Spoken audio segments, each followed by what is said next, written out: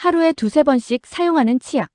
그런데 많은 사람들이 치약을 제대로 사용하지 못하고 있다는 사실 알고 계셨나요?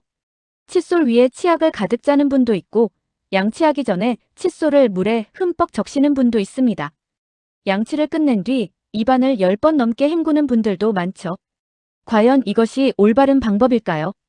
오늘은 치약을 가장 효과적으로 사용하는 방법과 함께 많은 분들이 궁금해하는 치약 유통기한까지 알아보겠습니다.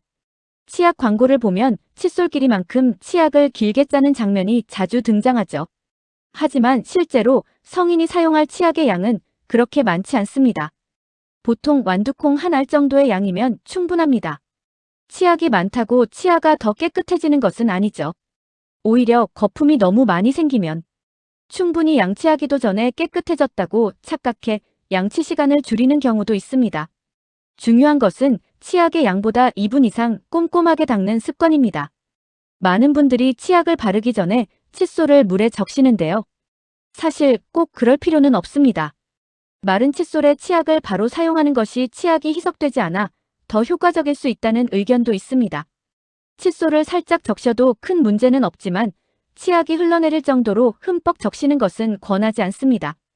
양치를 끝낸 뒤 물로 10번 이상 헹구는 분들이 있습니다.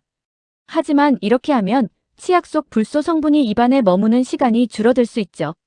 불소는 치아 표면을 보호하는 중요한 역할을 합니다.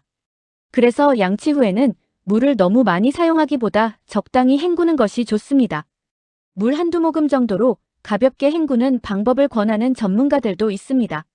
치약은 오래 사용해도 괜찮다고 생각하는 분들이 많은데요. 하지만 치약에도 유통기한이 있습니다.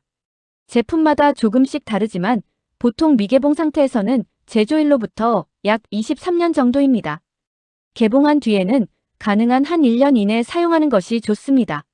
시간이 지나면 향이 약해질 수도 있고 성분의 효과가 떨어질 수도 있죠.